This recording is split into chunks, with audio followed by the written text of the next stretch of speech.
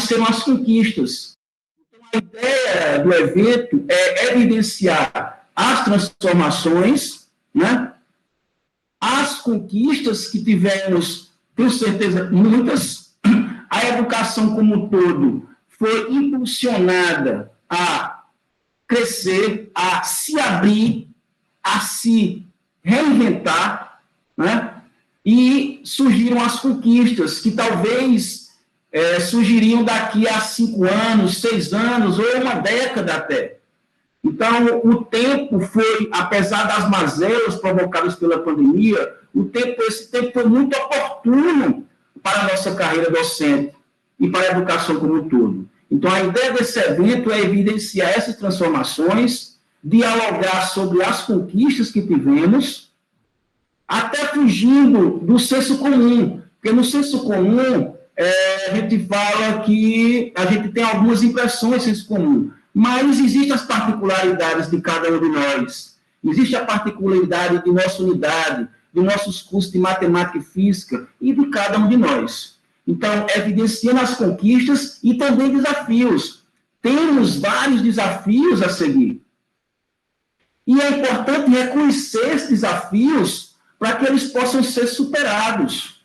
Tá? Então, trabalhar, evidenciar as transformações, trabalhar as conquistas, verificar os desafios. Nós já entendemos, a princípio, olhando para o senso comum, que esses desafios no tocante à metodologia, no tocante ao uso de ferramentas de ensino digital. Já temos uma desconfiança também, e quase uma certeza de que também outro empecilho, outro ponto que é um desafio, é esse diálogo que estamos tendo aqui, à frente de uma Câmara. Isso também é inibidor para muita gente. Então, temos muitos desafios a serem superados, mas eu acredito que estamos superando. E esse evento vem para dar essa motivação para todos nós, para que nós entendamos o nosso cenário que nós estamos vivendo, mas que a gente entenda que somos capazes de mudar, de promover mudanças na nossa vida acadêmica, na nossa vida pessoal, sendo mais sociável, sendo mais humano, trabalhando as habilidades socioemocionais, trabalhando também as competências que a BNCC transmite muito bem, que elas sejam exploradas. Então, existe um mundo de possibilidades para a gente, é o que o vídeo mostra, um mundo de possibilidades. E que está aí na nossa frente. Então, a gente está no momento de recomeço, de fato. A gente está tendo a oportunidade de recomeçar um ano, um novo período, um novo semestre diferente, com um novo olhar. Tá? Daí a temática do nosso evento. Conquistas e desafios da docência universitária, trajetória e transformações em meio à pandemia de Covid-19. Olha como a temática tem a ver com essa inquietação. Então, nosso objetivo aqui é integrar, promover o trabalho colaborativo entre os docentes, técnicos, entre os parceiros que aqui estão, que hoje a gente está celebrando uma parceria. Estamos de braços abertos para receber essas pessoas, esses profissionais, e também incentivar, né, a troca de experiências. Todos nós temos experiências diversas que a gente pode trocar, né, com o outro, para que esse outro cresça, amadureça. E que a gente possa também, ao longo do evento, um dos objetivos é discutir sobre estratégias pedagógicas mais adequadas para o processo de ensino, como a gamificação, que a professora Sil Pontes vai falar conosco sobre isso, como as metodologias ativas, que o professor Marlon Bruneta, também parceiro da Muxote Educação, estará nos dando a honra para entender um pouco dessa metodologia. Então, a gente vai trabalhar ao longo, né? Vamos trabalhar as competências socioemocionais ainda nesse evento, vamos ter uma troca de experiências com as professoras do curso, com a metodologia ativa, uma aprendizagem em grupos, né, que esperamos discutir, estreitar laços, Então, tudo isso considerando a modalidade remota de ensino, que é a nossa realidade hoje. Né? Então, a gente quer utilizar todos esses pontos que eu falei dentro da modalidade remota de ensino, mas tendo a certeza de que esses conhecimentos eles vão ser aproveitados e bem aplicados quando tivermos as condições de voltar presencial. Tá? Logicamente, considerando a realidade dos nossos docentes e discentes. Tá?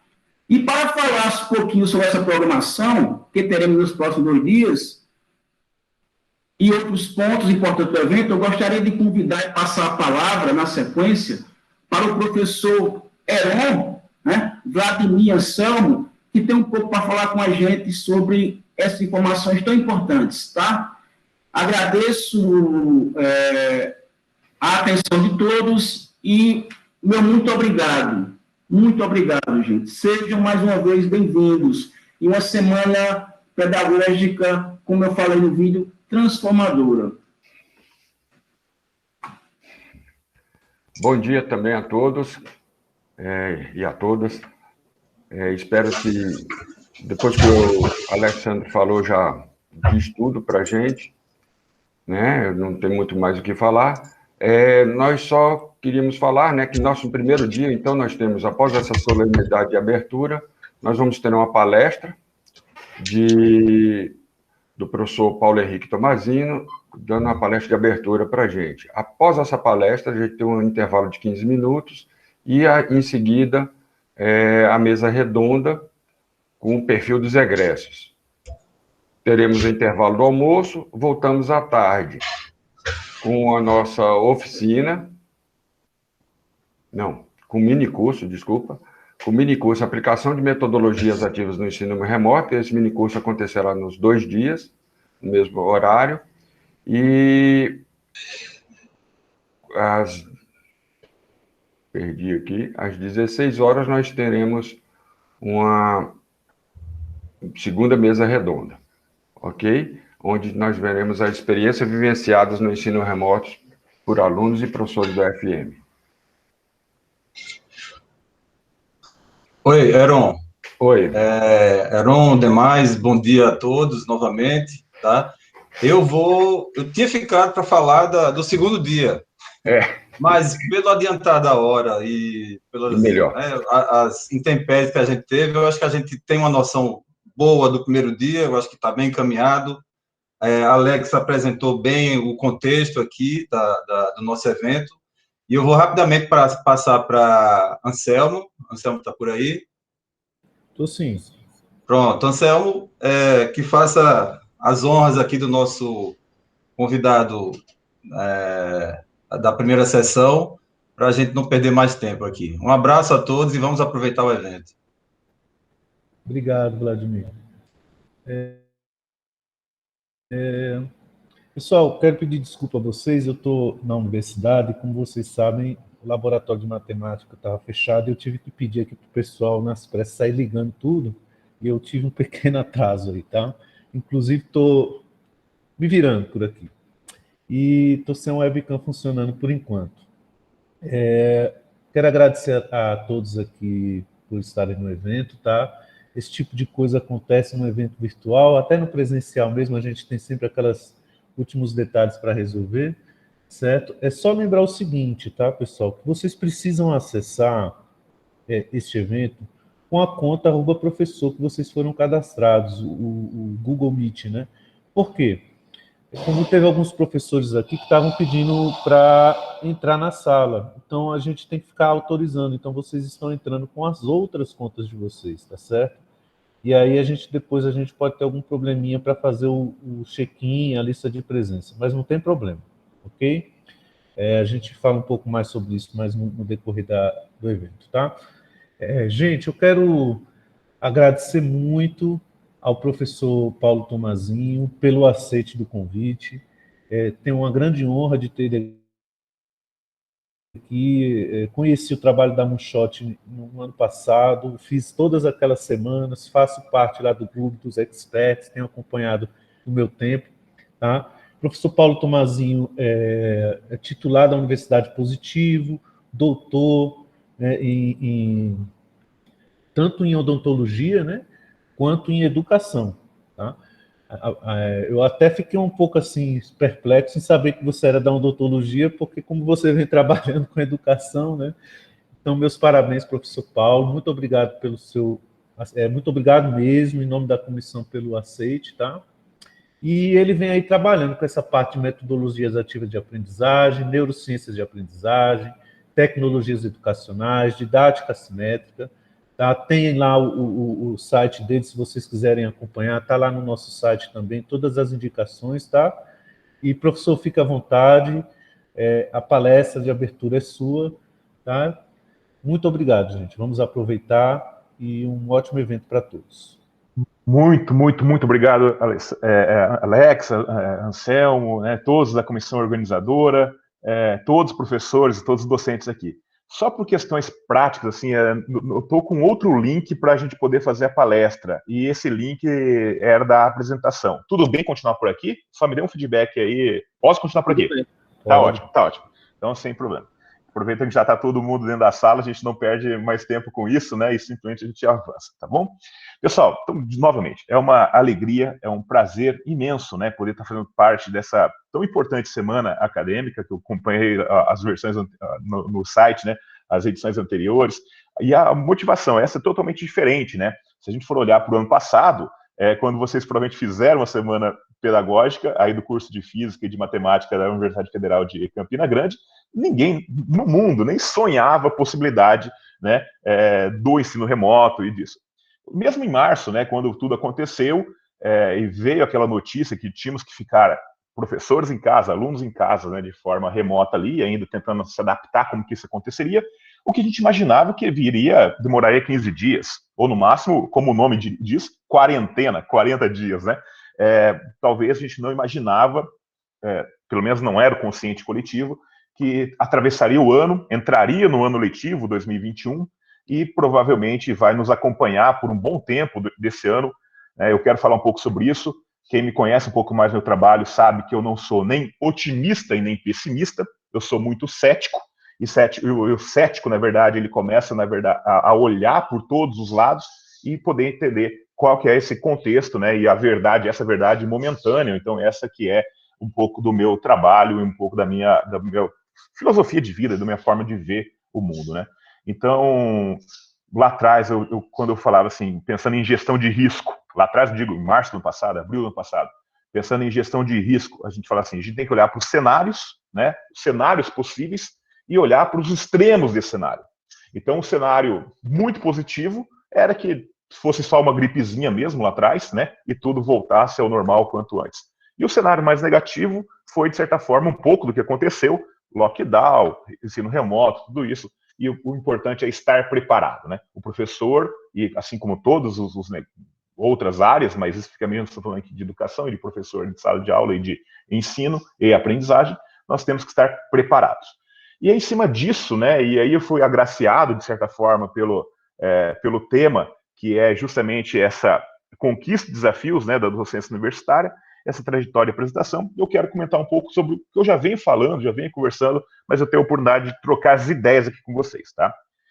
Na parte mais pragmática, né, ou seja, o de que fazer em sala de aula, eu tenho certeza que durante o evento vai ser coberto, as pessoas que estão foram, né, escolhidas ou foram, de certa forma, convidadas ali do mais alto gabarito, e eu coloco à disposição também no meu site, tá, no meu perfil, tanto paulotomazinho.com.br ou metaaprendizagem.com.br, eu tenho particularmente, fora da Moonshot, eu tenho alguns cursos na parte de neurociência, que está tudo aberto, está 100% aberto para cada um, didática simétrica, o que fazer em sala de aula. Hoje eu quero fazer essa reflexão um pouco maior do papel docente, né, e dessa trajetória que nós estamos vivendo nesse passado recente e olhando para o presente é o que importa, mas talvez, né, tentando esticar o olhinho aqui para ver o que pode vir pelo futuro, para estar cada vez mais preparado, né, para este futuro, tá bom?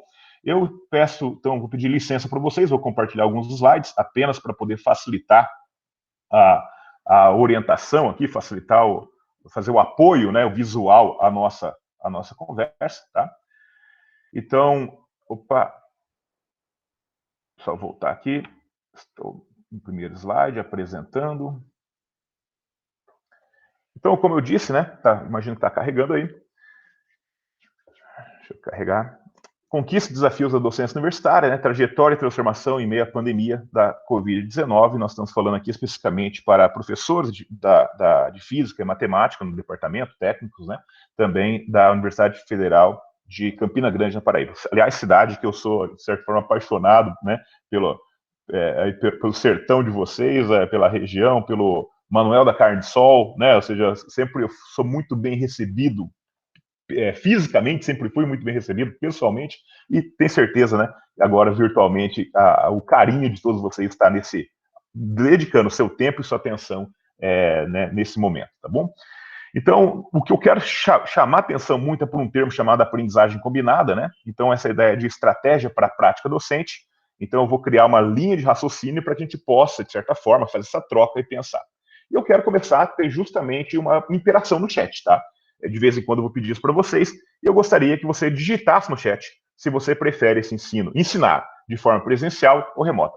E só para contextualizar, isso que eu estou fazendo é uma estratégia didática simétrica, chamada aqui de dilema. O dilema não tem uma resposta certa ou errada, ela tem, na verdade, uma percepção. Eu já sei a resposta, provavelmente, né, porque é uma questão de... o cérebro humano está muito mais propenso a estar confortável, estar na zona de conforto naquilo que se faz há mais tempo, e eu acredito que se eu for olhar o chat aqui, é muito provável que eu veja aqui os dois, presencial, né? Gostei muito da palavra ali da Sil Bridge, né? Os dois, porque é o que nos resta, né, Sil? A gente tem que justamente adaptar a esse momento, e essa que é a grande ideia, o Luiz, por outro lado, já colocou remoto, né?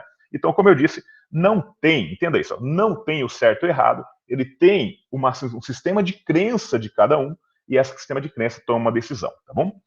Então, vamos voltar lá. E aí eu sigo, opa, pulei aqui. E aí, só para poder olhar com o retrovisor, né, um pouquinho para trás, no ano de 2020, de modo geral, tá? Talvez em particular aí do departamento de vocês, da universidade de vocês, mas de modo geral nesse país, e tenho oportunidade, graças a Deus, de conversar com muitos professores, com muitos gestores, né, do âmbito de escolas, de universidades públicas e privadas, e se for colocar isso num padrão, o padrão de 2020 foi ensino remoto, né, e aí não importa se isso está muito assíncrono ou síncrono, ou seja, síncrono ao vivo e ao mesmo tempo, como nós estamos fazendo agora, essa palestra ao vivo, ou se isso é gravado, né, o fato é, o ensino ele foi remoto, né, ele foi remoto, com professores em casa e alunos em casa. Aí tudo bem, às vezes alguns estados, como o Paraná, o estado de São Paulo, outros também, tem os centros de mídia, né, tem a produção de videoaulas, então isso é gravado e transmitido pela TV, mas o fato é que ele é um ensino remoto. O que me chama atenção é a questão da avaliação. A avaliação, ela não teve tempo, como tudo, né, foi muito rápido, muito adaptado, muito improvisado, muitas vezes, e ela não teve tempo de se adequar a uma avaliação, né, a uma avaliação para o remoto, né, para a distância. E aí se usou no remoto, né, no remoto um modo de, olha só, um modo de avaliar muito tradicional e muito normal de norma mesmo, de ser mais o normal, ou seja, ser o que acontece de fato no ensino presencial, que é a prova. A prova, e mais do que isso, é uma prova somativa. Ou seja, você esperava 1, 2, 3, 4, 5, 6, 7, 8 semanas de aula, né? 8 semanas de um bimestre letivo, um bimestre de aula, de conteúdo, e você faz uma prova, que é um questionário, né? De marcar X, provavelmente, múltipla escolha, no final desse período, né? Desse bimestre, e isso ela vai gerar uma nota, né? E todos nós sabemos, e talvez vocês que estão na linha de frente sabem melhor do que eu, né, que muitas instituições, aí tem a particularidade, eu talvez não sei exatamente como foi de vocês, mas provavelmente é muito parecido com isso, tinha basicamente duas formas de fazer isso. Ou essa prova era um Google formulário ou algo parecido, um questionário online, né, um link do questionário online, e aí você tinha, ou ficava muito pouco tempo disponível, 1 hora disponível, e isso criava vários problemas, né? Por exemplo, o aluno que não tinha conexão, que caiu, que não tinha acesso a device, porque, enfim, o device ao celular, né? Porque é restrito isso na família, dependendo do nível que nós estamos falando de alunos. E, por outro lado, o outro extremo é que essa mesmo link, essa mesma prova, né, com as questões, ficavam disponíveis por 24 horas, tá? Isso, na verdade, é também a norma, a maioria das instituições utilizava um link onde essa prova ficava aberta por 24 horas. Bom, não precisa nem ser um gênio, né, para poder imaginar o que acontece com isso, porque tendo a pressão de nota, né, porque infelizmente nota é muito importante para o estudante, porque é uma questão cultural, uma questão de crença, a família cobra nota, o aluno se cobra nota, os colegas, né, ficam comparando notas, os professores desejam uma nota alta, então a nota em si ela é muito importante, e para isso você tem praticamente 3 grupos de alunos. Vamos pensar o melhor dos mundos, de novo, cenários, né? O melhor dos cenários é aquele aluno que de fato, estudou, né, para fazer a prova, foi lá e fez a sua prova. Mas, como ele tinha a chance agora de poder conferir essa resposta, é muito provável que ele entrou em grupos de WhatsApp, né, e fez essa conferência das suas respostas com outros alunos. Mas fala se isso pode ter acontecido com vocês aí. Pode falar se concorda ou não concorda com isso. Mas o fato é, tá, que o que acontece nesse processo? Esse aluno estudou, esse aluno fez a avaliação, ele se testou, né? Ele se provou, ele se testou. Então, entenda isso, embora ele tenha discutido para poder conferir isso e eventualmente tirar uma dúvida ou outra, o grande trabalho do processo educacional de estudante ele fez, que é estudar, né, e se testar. Um grande grupo, isso é uma minoria, tá? Uma minoria, talvez até uma exceção. Um grande grupo, eu sei disso porque eu converso com os alunos, eu faço grupo focal com os alunos de algumas universidades que me contratam, né, para poder fazer essa parte de assessoria, essa parte de consultoria didática e pedagógica. O que acontece é, quando eu converso com os alunos, a grande maioria, a grande massa de alunos, o que eles faziam? Principalmente quando ele tinha tempo de acesso à prova, simplesmente eles não estudavam de véspera de prova, eles esperavam o link da prova para estudar, olha só, para ver quais eram as perguntas e estudar de forma objetiva, estudar muitas vezes, ou procurar a resposta, né, de forma objetiva para poder entregar isso. Mas o fato é, criavam-se provavelmente grupos de discussão em WhatsApp, né, onde se fotografavam as questões e se discutiam as questões. Entenda o poder disso. Um aluno tinha um desafio, que era uma questão, uma série de questões da prova, e esse grupo de alunos discutia sobre isso. E o fato é que é um sistema de ensino, é um modo de ensino, é um modo de estudo, entende? É um modo de estudo em grupo. Lógico, talvez ele não seja o melhor momento para isso, mas, de fato, quando você conversa com o aluno, isso foi uma questão bastante comum. Não sei se isso aconteceu aí na instituição de vocês podem colocar no chat se aconteceu isso ou não. Por outro lado, assim como nós temos exceção, que é aqueles alunos que, de fato, estudaram, né? E a prova online ou a prova presencial estaria preparado, ele estava preparado para aquilo, embora tenha a chance de dar uma conferidinha aqui. Essa grande massa, né? Ele foi feito, então, just in time, ou seja, foi estudado para resolver aquela prova, né? Ele não estudou, não teve um estudo prévio, embora tenha assistido provavelmente às aulas anteriormente. Você tem um pequeno grupo, tá? Eu espero que seja um pequeno grupo. Isso depende muito, né? De população mesmo, né? De contexto local, contexto da universidade, tudo isso, que simplesmente não se interessava nem pelo grupo de WhatsApp de discussão da prova. Ele estava interessado em apenas pegar o gabarito da prova e colocar esse gabarito na prova e ter a nota. Muitas vezes, isso também de grupo focal, a gente descobria que esses alunos, além de fazer isso, eles não acertavam sempre, embora tivesse o gabarito, né, em consenso com a turma, e quando você tem consenso, você tem uma inteligência coletiva que permite que um ou outro, né, chegue nas respostas corretas. Embora ele tivesse o gabarito, né, para gabaritar a prova, esse aluno escolhia, na verdade, propositalmente, errar uma ou duas questões para poder estar ali, né, com nota 7, nota 8, nota 9, muitas vezes 8,5, para poder, de certa forma, ficar um pouco mais, né, parecido com isso. E, obviamente, se você, professor, conhece seus alunos, né, teve um contato com ele, teve capacidade de interagir e feedback, você sabe que tem alunos que nunca tiveram capacidade de tirar uma nota 8,5, né, pelos seus meios, e o fato que esse aluno está aprovado com uma nota alta, né, está aprovado. E eu gostaria de ver o chat de vocês se isso aconteceu na instituição de vocês, né, se aconteceu isso na instituição de vocês, se vocês perceberam isso. Só a tela? Sim, sim, né? Só a tela. Ó, esse grupo, a cola do gabarito, serão excluídos do mercado, sem dúvida, mas o fato que ele, né, ele ainda está, eu concordo 100% com você, mas o fato que ele ainda está, né, ele evoluiu para um próximo ano letivo, e a gente tem esse problema para resolver enquanto professor. Por quê? Porque eu esperava que ele estivesse no nível, para poder dar continuidade, principalmente na área de vocês, física e matemática. Vocês sabem que esse conteúdo ele é como se fosse uma escadinha. O pré-requisito anterior, ele dá suporte para o novo, né? Para o novo desafio matemático, desafio físico. Então, se eu tenho, por exemplo, dificuldades ali num entendimento, né? Numa dedução de uma fórmula, num entendimento de uma transformação matemática, ele não consegue evoluir, porque tem um gap, né? Um gap muito grande para isso. E aí, sim, né? Sim, com certeza, sim, os alunos que não tinham como ser aprovado foi, e isso eu quero deixar vocês tranquilos. Por quê? Porque isso não aconteceu, como vocês estão me dizendo, apenas na instituição de vocês. Isso é uma norma, tá? Infelizmente, é uma norma, né, de todas as instituições, e não tem certo e errado, entenda isso. Por quê? Porque a grande questão é, eu não sei, entenda isso, ó, eu não sei se os alunos aprenderam. Por quê? Porque o instrumento que nós temos para avaliar a aprendizagem, que é prova e nota, nesse caso do ensino remoto, isso falhou. Isso falhou porque essa nota que está lá, essa nota que está registrada, 7,5, 8, 9, 10 muitas vezes, é uma nota mentirosa, é uma nota não confiável. Mas, de fato, nós não sabemos se esse aluno aprendeu ou não. Entendo qual que é o problema, qual que é a grande questão. De fato, pode ter aprendido. Por quê? Porque a gente sabe em neurociências, né, que a questão emocional, a questão da pressão, ela libera dopamina, e essa dopamina nos neurônios dopaminérgicos faz com que esse aprendizado, faz com que essas memórias perdurem por mais tempo. Então, muitas vezes, naquela ansiedade de discutir num grupo de WhatsApp, de uma forma colaborativa, olha só, vamos entender neurocientificamente o que acontece.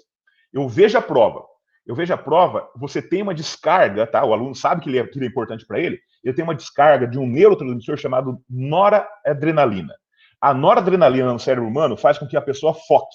Então, ela está focada naquela prova. Quando ela está focada naquela prova, ela vai tentar resolver isso. E aí, resolvendo isso, ela vai procurar os recursos. E quando ela acha, entenda isso, ó, e quando ela acha uma resposta, porque ela estudou, ou quando ela participa de uma discussão e vê a resposta, aquilo faz muito sentido para ela. Ela encontrou a resposta. E nesse momento tem a liberação de dopamina. A liberação de dopamina, como eu disse, emocionalmente, a emoção, né, pela ansiedade ou pelo prazer de ter encontrado aquela resposta, leva neurônios dopaminérgicos a uma memória de longo prazo. E principalmente, entenda isso, professor, e principalmente por estar num grupo com iguais, embora estiver fazendo prova, não deveria, mas embora estão num grupo com iguais, isso libera outro tipo de neurotransmissor chamado ocitocina. E essa ocitocina, entenda isso, ó, essa ocitocina, ela é justamente por essa sensação de participação, de grupo. Todos esses neurotransmissores estão diretamente ligados ao processo de aprendizagem. Então, o que eu quero dizer com isso? Eu quero dizer com isso que talvez, pelo aluno estar desafiado pelas questões, fazer uma grande discussão do conteúdo e para poder responder a prova, ele possa ter aprendido nesse processo. Agora, o fato é, ninguém sabe se os alunos aprenderam. Ninguém sabe o que aprenderam. Entenda isso? Com as suas aulas e com as suas provas. Ninguém sabe quem aprendeu. Porque, como eu disse, eu tenho esses 3 grupos. O grupo que de fato estudou, a grande massa que discutiu e pode ter aprendido, eu não sei se aprendeu ou não aprendeu, e eu tenho aquele grupo que esse talvez está mais prejudicado porque ele foi mais passivo. Ele foi mais passivo no sentido de pegar o gabarito e tirar essa nota. Esse nós vamos ter trabalho. Esse é o que a CIL diz que realmente vai ser excluído pelo mercado. Acredito nisso. Mas o fato é que esse aluno, ele chega para esse ano letivo nosso com uma nota alta. Entende? Ele se enganou. Ele sabe que ele se enganou. Mas o fato é que ele chega com a nota alta. E quando eu chego para ensinar o meu conteúdo, a minha disciplina, desenvolver competência nesse aluno, né, no ano 2021, eu e com o professor, eu parto do princípio que ele atingiu níveis de um nivelamento, né, de conhecimentos básicos para eu poder ancorar o meu conhecimento, a minha disciplina daqui para frente. E isso não é uma verdade, porque essa ancoragem é uma ancoragem, no mínimo, muito variável de aluno para aluno e muito incerta. Tá? Esse é o grande desafio. Agora, o fato é, de fato, os alunos tiveram aula. De fato, esses alunos, o professor, mesmo que remotamente, não importa se síncrono ou assíncrono, ele organizou o conteúdo e deu aula, ensinou. Mas o fato é que se essas aulas promoveram ou não a aprendizagem. E aí vem uma fala, né, que eu às vezes sou muito mal interpretado com isso, mas eu corro o risco de estar sempre batendo nessa tecla, que ensino nem sempre significa aprendizagem. Tá? E isso, qualquer um de vocês, um pouco mais experiente, né, sabe disso.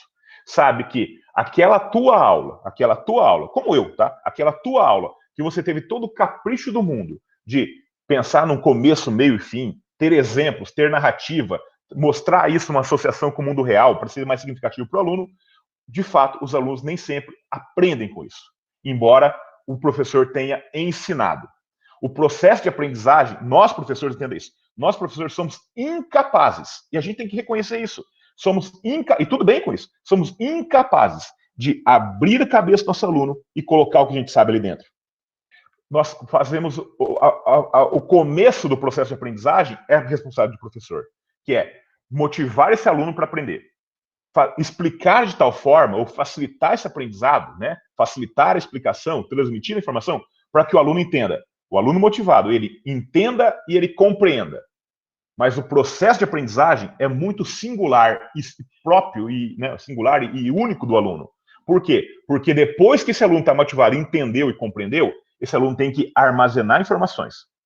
Esse aluno, além de armazenar, ele tem que ser capaz de recuperar informações, recuperar essas memórias. Recuperar essas memórias para quê? Para aplicar, para resolver os problemas. Tá? E ainda ter criticidade, se aquela é a melhor forma ou não de resolver aquele problema. Se ele poderia ter uma simplificação, se ele poderia ir por outra via, né, para resolver aquele problema. Esse é um processo, entenda, a gente fica tranquilo com isso, esse é um processo que é inerente e dependente do aluno. O professor, ele influencia isso, mas o professor não determina isso. Se ensino não é determinante de aprendizagem, o ensino, ele, no máximo, influencia a aprendizagem. E essa influência, eu não tenho a certeza desse resultado, da transformação do ensino em aprendizagem.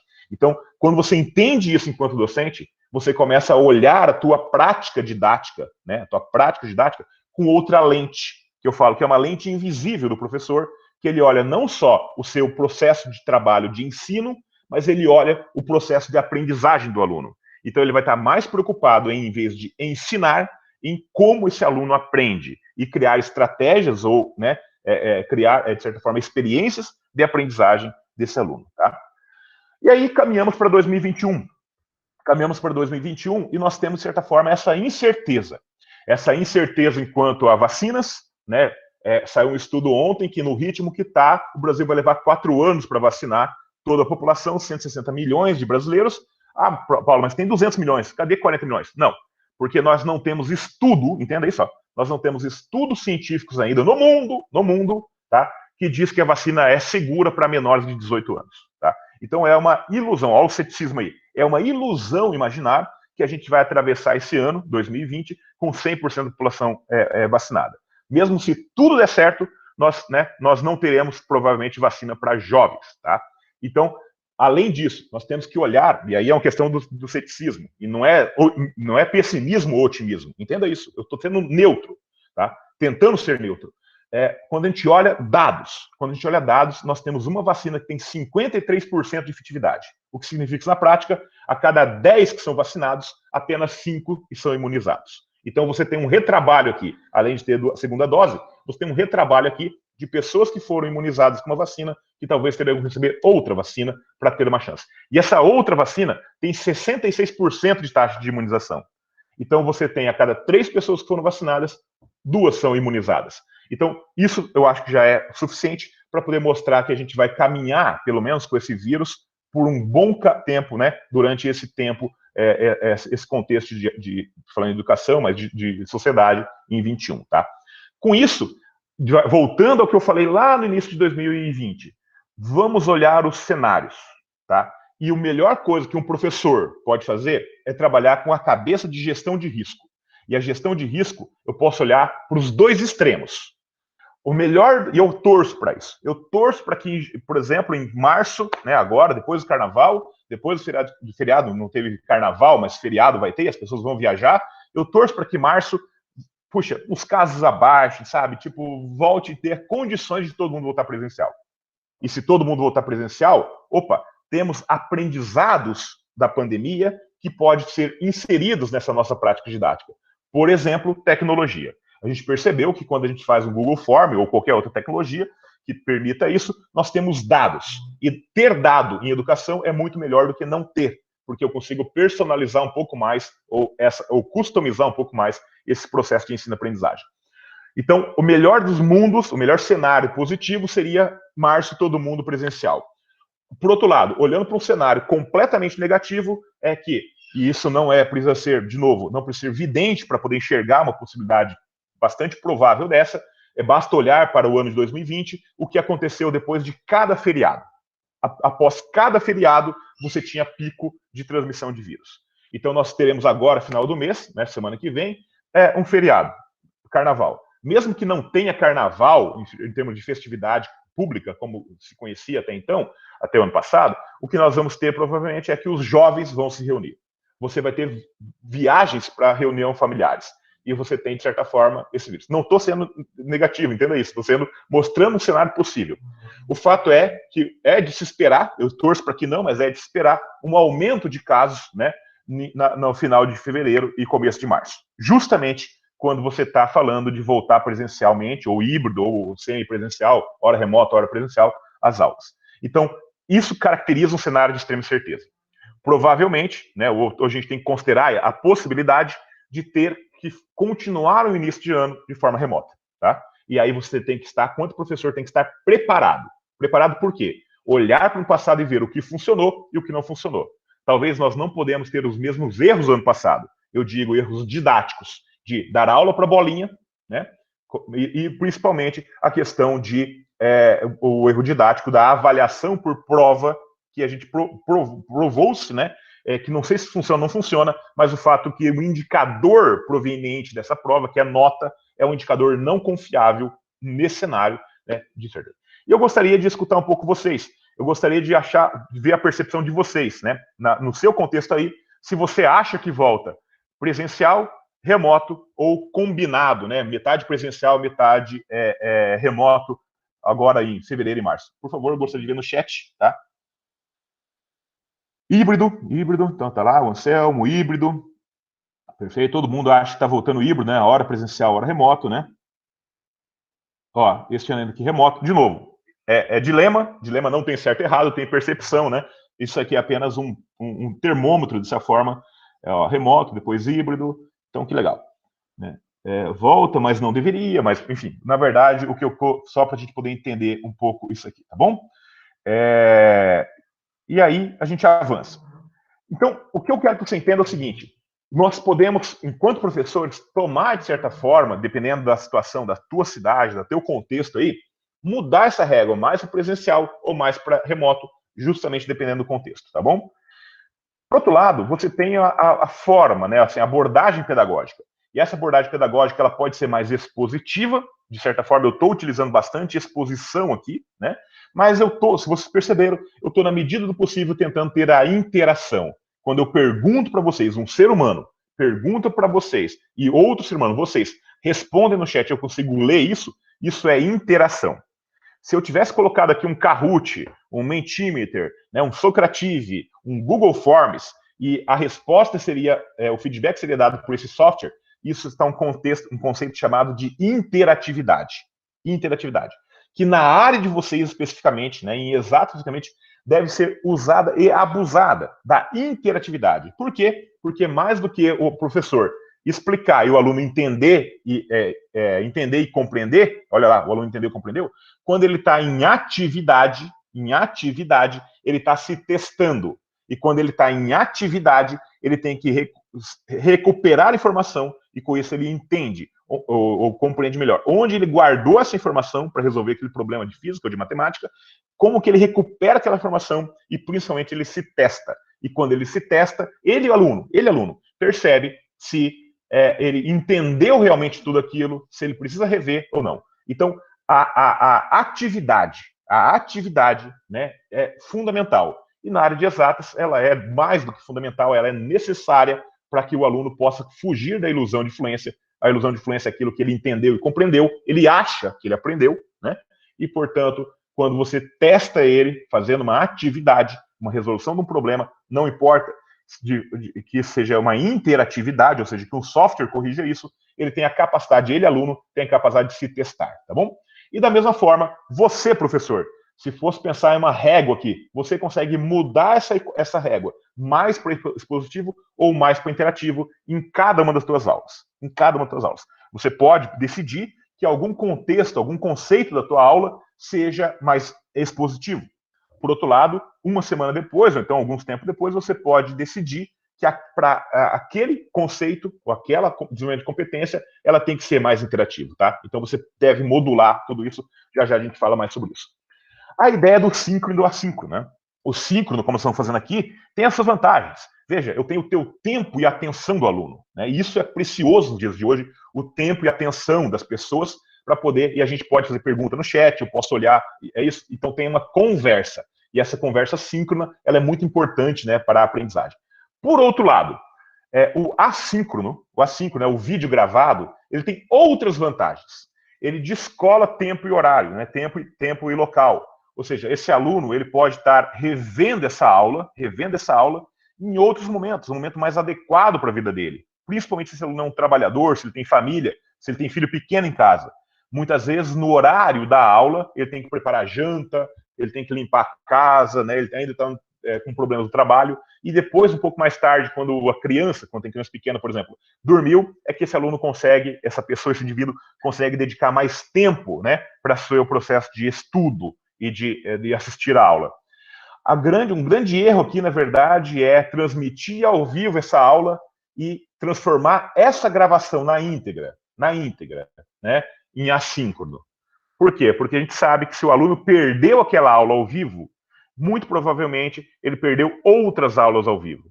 E amanhã ele tem outras aulas ao vivo e ele não teria espaço, né, no teu tempo para poder rever aquelas aulas que ele perdeu. Entende?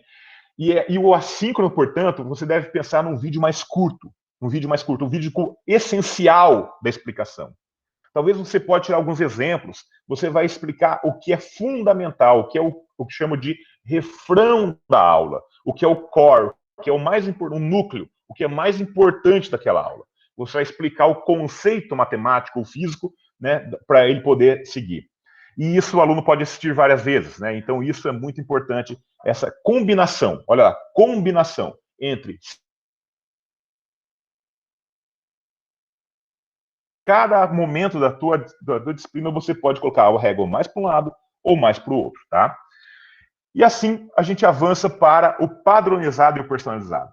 O padronizado é muito parecido com uma palestra como essa, né? A palestra, na verdade, a gente pega um conteúdo e explica esse conteúdo, apresenta esse conteúdo. Então, entenda o que eu vou falar aqui, ó. Para um pouquinho, presta atenção na tela. O padronizado, que se a gente for olhar para uma didática mais tradicional, eu empurro o conteúdo. Eu pego o conteúdo e empurro o conteúdo no aluno. Eu explico. Eu faço a instrução, né? Eu faço a transmissão de informação. Eu empurro o conteúdo. Já no personalizado, olha só, você consegue puxar do aluno.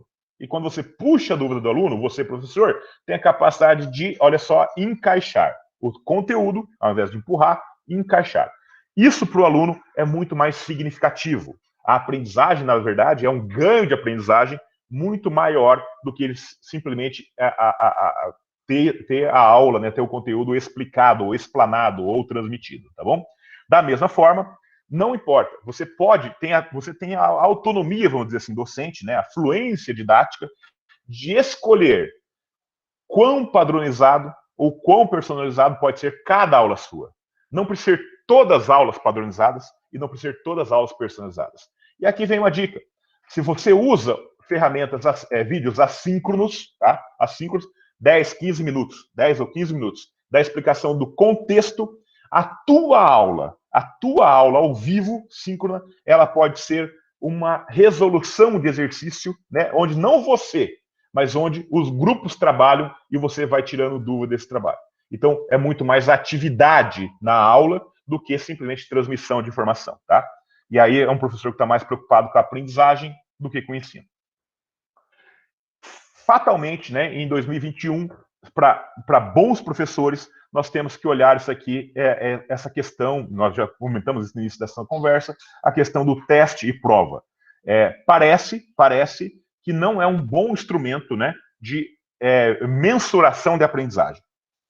Pode ser, inclusive, olha que coisa louca, ele pode ser um bom instrumento de estudo, né? Porque ao fazer a prova, o aluno em grupo trabalha, estuda, troca ideia. Mas talvez, a gente tem que aprender com isso ainda, somos novatos ainda nesse momento, nesse modelo, talvez esse é um processo que ainda tem que ser evoluído. E, então, menos prova, não estou falando para não fazer, né? Mas não dar o peso de aprovação apenas para uma prova somativa. E aí entra um conceito que eu gosto muito, que eu chamo de avaliação. A avaliação, entenda isso, é muito mais descritiva do que classificatória. Ou seja, eu vou olhar a descrição, a avaliação, ela está muito mais preocupada com o que o aluno já aprendeu do que o que ele errou. Na prova a gente marca o X, não é? A gente marca lá o que ele errou. A gente valoriza o erro. Ou seja, valoriza não, a gente pune o erro, né? Aqui a gente vai valorizar o que o aluno já compreendeu. E talvez esse quebra-cabeça mostra isso. O papel da avaliação é o professor, né, mostrar o que o aluno já compreendeu, o quebra-cabeça montado, e você demonstrar para ele, falta ainda essa peça. Mas não no sentido de punição, no sentido de ajuda, de desenvolvimento, tá? Então, quando a gente olhar para esse lado, a gente está olhando, na verdade, de uma forma bastante mais completa para todo esse processo. E o que eu espero, então, de 2021, né? Muito se fala de ensino híbrido. E eu vou pedir um parênteses para vocês para poder falar um pouco sobre isso. Eu não gosto do termo ensino híbrido, e eu tenho as minhas razões, e eu gostaria de explicar as minhas razões, e talvez, não é obrigado, mas talvez alguns de vocês possam concordar ou não comigo, tá? E agir dessa forma de engrossa esse caldo, engrossa esse corpo. Ensino híbrido vem do termo em inglês blended learning. Blended learning. Vamos isolar os termos. Blended, né? Blend. A tradução correta é misturado. E aí, provavelmente, você já foi num bar e pegou aquele blend, né? Ou seja, fazer aquela coqueteleira, que você faz um blend, uma mistura, né? Ou, talvez você goste de vinho, e a hora que você lê um rótulo de vinho, você coloca lá, tem várias cepas de uva, Cabernet Sauvignon, Merlot, Syrah, e aí você olha lá, blend. Blend é mistura, ou combinando os sabores daquelas uvas. Então, entenda que blend, do blended learning, blend é mistura, combinação, tá? Por outro lado, learning, né? Se você pode olhar no Google agora, se você nunca teve a tradução de ensino. Ensino é teaching, né? Learning é aprendizagem. E aprendizagem misturada ou aprendizagem combinada é a forma que eu enxergo, na verdade, né, esse ano de 2021. E é o que eu quero apresentar para vocês. Só ainda mais um parênteses antes de avançar. É muito conveniente falar de ensino híbrido, porque vender ensino, não vender no sentido de monetário, mas entregar ensino é muito mais simples do que entregar aprendizagem. Basta você pegar o livro-texto, né, o livro lá de física, matemática, ou de qualquer assunto lá de biologia, história, organiza isso numa aula e dá uma aula. Você ensina aquilo lá. Ou seja, o que você fez? Você ensinou, teve processo de ensino. Se houve aprendizagem ou não, aí é problema do aluno. Entende onde eu quero chegar? Agora, quando você, professor, está empenhado na aprendizagem do seu aluno, você está com a lente pro outro, não no ensino, mas como você vai conduzir essa experiência de ensino para transformar isso, ou para promover a aprendizagem. E isso muda tudo. Eu gosto de dizer que alguns professores, né, talvez assim, os professores ensinam. Em modo geral, né, os professores ensinam. Bons professores eles fazem, né, criam experiência de aprendizagem, estão preocupados com o processo de aprendizagem dos alunos. E professores extraordinários, eles estão preocupados em deixar o aluno curioso, porque deixando o aluno curioso, a curiosidade move esse aluno a seu próprio aprendizado. E aí isso é transformador, tá? Agora, voltando para 21 e olhando para esse slide. O que eu gostaria que vocês entendessem desse slide é como se fosse aqui vamos pensar assim, um equalizador, uma mesa de som. sabe? Um equalizador de canal de áudio aqui. E a ideia é, para cada aula, você não precisa ter uma equalização padrão para a tua vida. Entenda isso, professor. A tua aula, cada assunto, cada contexto, cada dia ali da semana, você pode mexer essas peças. Puxa, tenho condições, por questões epidemiológicas, por questões de lei, de ter uma aula mais presencial, ótimo, eu trago ela mais presencial. Eu trago essa régua para mais presencial, tá? E pode ter, sem problema algum assunto teu que tenha necessidade de ser mais expositivo. Ok, presencial expositivo. E ela está síncrona, entendeu? As 3 primeiras colunas você traz tudo para a direita, para a esquerda aqui, ó. Presencial, expositivo e síncrono, tá? Ok, não tem nada de errado nisso. Agora, veja só, se você tem essa oportunidade, por que não começar a olhar, ao invés de muito padronizado, você trazer aqui um pouquinho mais personalizado? Permitir essa interação com os alunos, essa troca. Permitir que essa tua aula presencial, expositiva e síncrona não seja avaliada por uma prova, que ela seja avaliada por um feedback do aluno, uma rubrica, tá? Ou seja, você deixa claro para o aluno o que você espera dele naquela aula.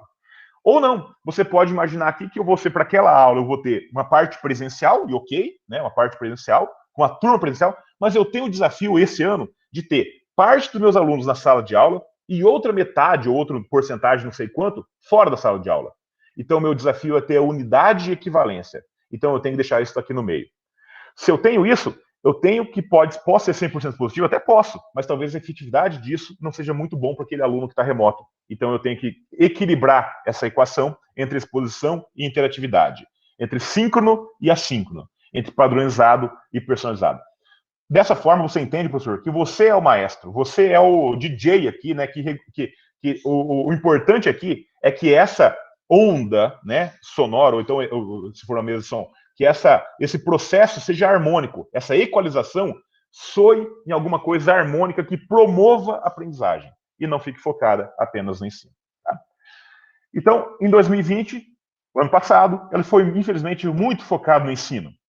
O desafio agora é olhar com essa lente da aprendizagem, trabalhando com o presencial e remoto, né, com a interação, com a exposição e a interação, com o síncrono e com o assíncrono, com o padronizado, com o personalizado, com a prova e com a avaliação, tá? Então, isso realmente eu espero.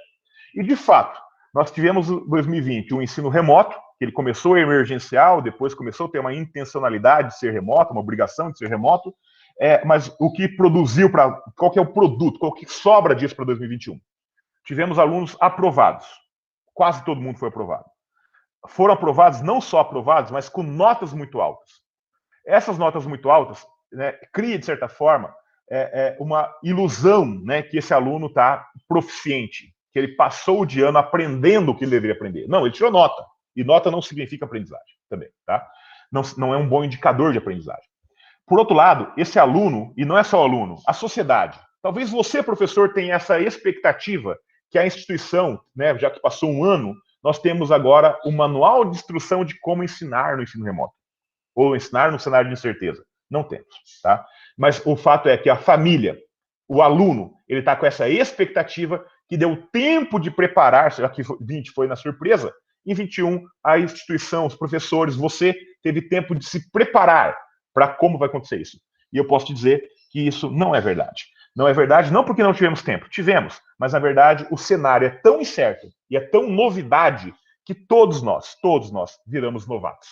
E quando nós viramos novatos, nós temos, na verdade, medos, né? Medos do que isso acontece. E, de certa forma, isso pode acontecer também com alguns alunos, quando você faz pesquisas, né, de entendimento, ou olha os outros dados secundários ali de pesquisa, você consegue entender que, de um modo geral, né, 30%, 35% dos alunos não querem voltar de forma presencial ainda. Então, de fato, mesmo que se puder ser presencial, você vai ter alunos que têm o livre-arbítrio, né? Vai ter a faculdade de escolher que gostaria de uma aula remota. Então, essa questão do híbrido, como foi dito, ou que eu gosto do termo aprendizagem combinada, de fato, acredito que vai ser uma norma, né, um normal para 2021, assim como é a expectativa de muitos de vocês também. Agora, não podemos, né, fechar os olhos para os gaps. Os gaps de aprendizagem que vêm, né, do ano de 2020. Isso é uma herança maldita que nós estamos carregando aqui. E para falar disso, eu gostaria de falar do dilema tempo e espaço, né? tempos e espaço. Em educação, nós temos 2 tempos, basicamente. O tempo ano letivo e o tempo ano calendário. O ano calendário, olhando para 2020, nós tínhamos lá um ano calendário de 365 dias, e lá no início, bem no fevereiro, tal, a gente imaginava que esse ano letivo teria, né, os 200 dias letivos, né, do ano calendário, do ano letivo 2020. O fato foi que esse ano ele está cheio de buraco em termos de aprendizagem, que a gente está, de novo, a gente não sabe, isso aqui é a realidade, a gente não sabe como foi isso em termos concretos de aprendizagem, tá? Então, se você pegasse todas essas lacunas aqui e agrupasse o que foi aproveitado de 2020, sobra uma coluna amarela, que eu chamo isso de gap. Gap é o buraco que ficou do ano passado. Esse buraco ninguém sabe, não temos ainda instrumento para medir a eficácia disso. Embora, né, você pensa na educação básica, tem estudos do Instituto da Fundação Getúlio Vargas, que fala que no IDEB brasileiro, é previsto que o IDEB recue o equivalente a 4 anos, tá? Então, imagine que a gente teve uma ré, né, um ir para trás de 4 anos. Perdemos 4 anos de evolução de IDEB, tá? Então, o que eu quero mostrar para vocês é que esse gap ele pode ser maior, pode ser menor, a gente não sabe. A gente não sabe, de fato, que gap é esse. O fato é que ele existe. E se existe isso, quando a gente olha para o ano calendário 2021 agora, atual, né, nesse momento, nós temos os 365 dias, nós temos o ano letivo 2021 e nós temos o programa, né, que deveria ser cumprido em 2021. O fato é, acho que todos vocês vão concordar, de cara, nós vamos ter que comprimir, apertar esse conteúdo 2021, né, para caber, de certa forma, um nivelamento daquele gap aberto de 2020. 2020 vai ter que entrar em 2021. Parte dos conceitos, dos conteúdos, das competências que deveriam ter sido trabalhadas, ou, né, os alunos tivessem essas competências em 2020, vão ter que ser trazidas agora para ser trabalhado isso em 2021.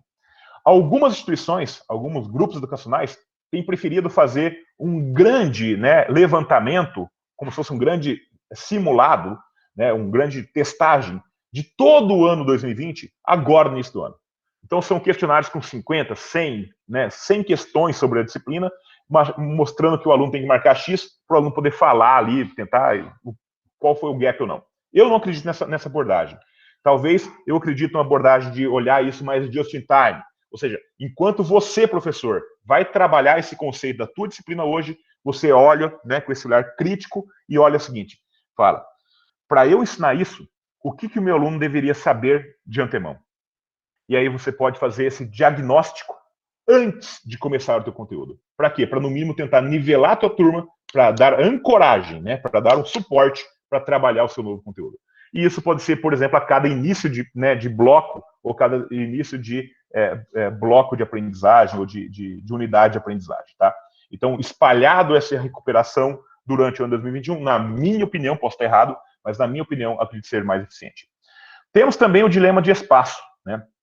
Cada município, não é estado nem nação, cada município vai determinar qual que é essa distância, qual que é essa porcentagem, né? Por exemplo, dar um exemplo bem claro agora, que está nos noticiários, o governador de São Paulo tinha falado de aulas presenciais. A prefeitura de São Paulo exige que 35% apenas dos alunos volte para a escola. Entende o que quer dizer? Então, não adianta, às vezes, a gente olhar para o Conselho Nacional de Educação, para a MEC, vai ser local, tá? O local, e vai depender do quê? Nível de pandemia, expectativa, imprensa, e tudo aquilo que nós vemos. Mas é também conhecido que a decisão, se sim ou se não, quem faz isso é o aluno. Então, é muito provável que você possa ter todas as condições de voltar presencial e você ter um grupo de alunos que prefere, ou que opte ainda, né, por fazer um ensino remoto na sua casa, tá bom?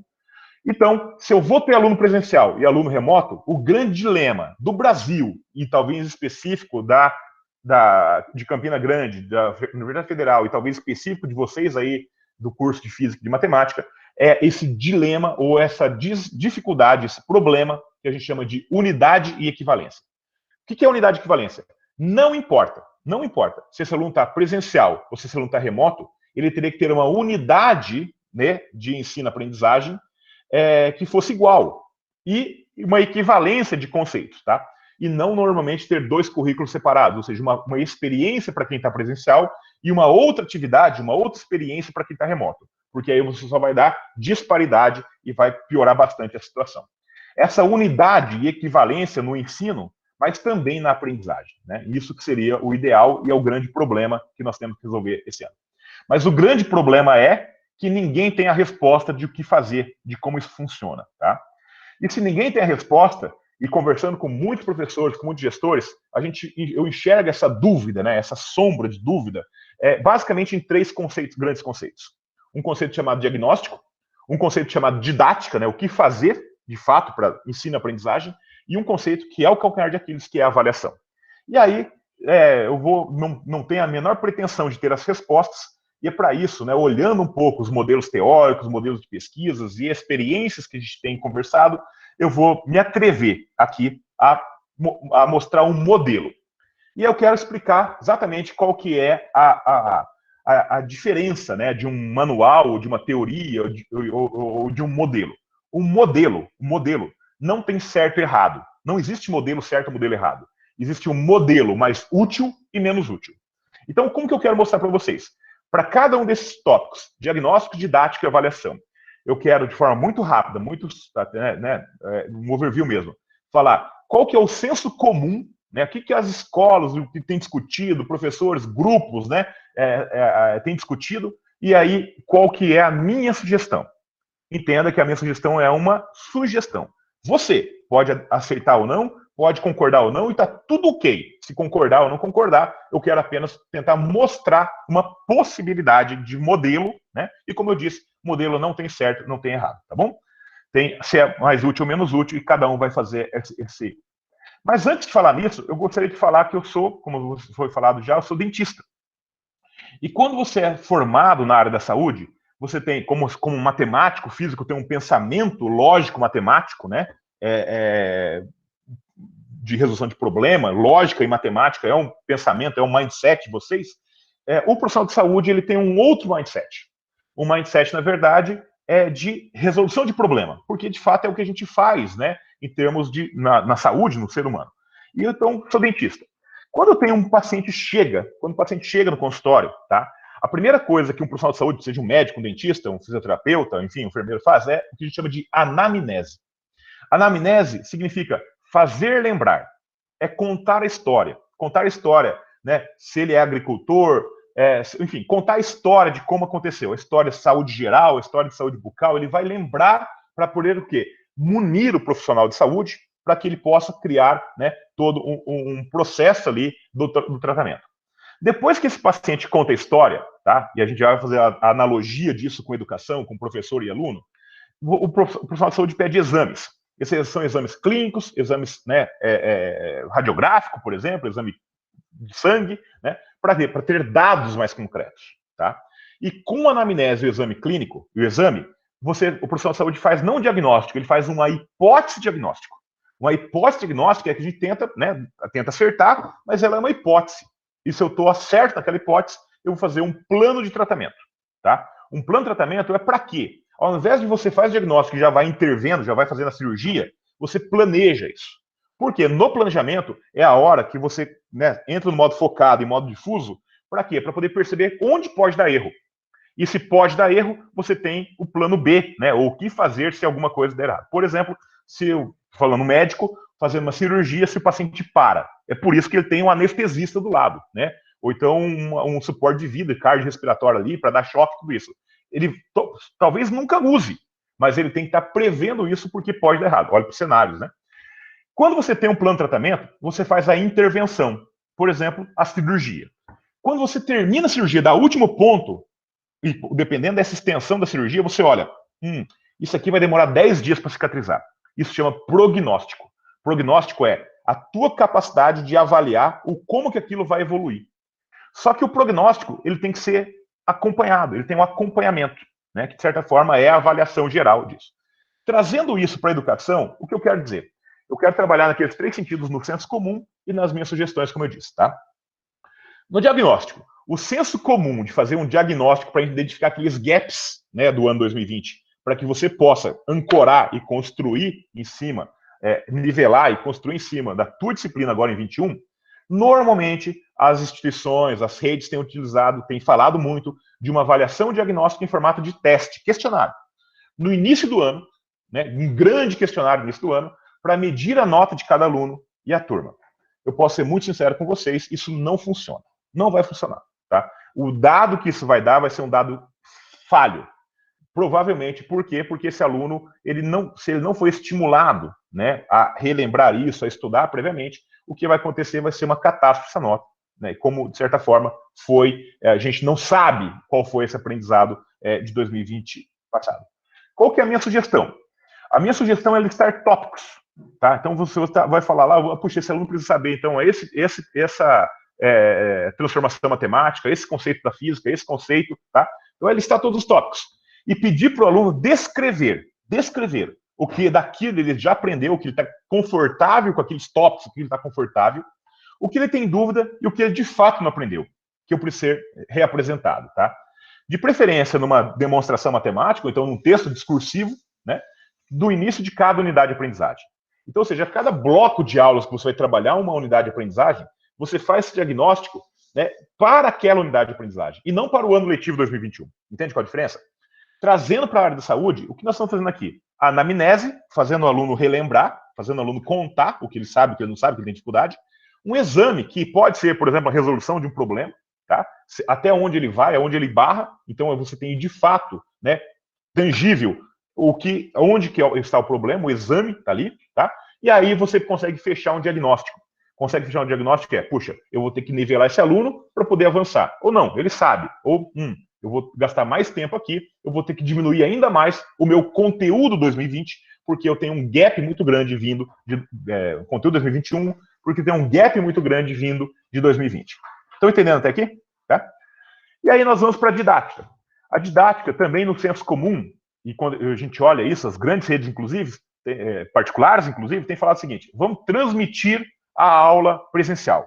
Então o professor ele pega muitas vezes o teu celular ou um computador na sala de aula, e aí você tem muitos problemas, tá? Já aconteceu isso segunda-feira, ontem a gente teve feedbacks, por exemplo, de som, né? Conectividade. O som fica muito ruim, porque o professor não consegue transitar na sala de aula, porque tem que ficar em frente da câmera, tá? E quando o professor fica na frente da câmera, na sala de aula, mas na frente da câmera, para poder transmitir a sua aula que está sendo presencial, também remota, o que acontece nesse processo? Os alunos que estão presencial têm reclamado. Fato. Eu tenho escutado isso, tá? Escutei isso ontem, escutei isso antes de ontem. O aluno fala assim: eu não vou mais para presencial, porque o professor só dá atenção para quem está remoto. Você entende como vai ser complicado esse ano? Esse ano vai ser um ano complexo, tá? Então, transmitir a aula presencial para os que estão remotos é o senso comum. Qual a minha sugestão? A minha sugestão é dividir essa aula em 3 momentos.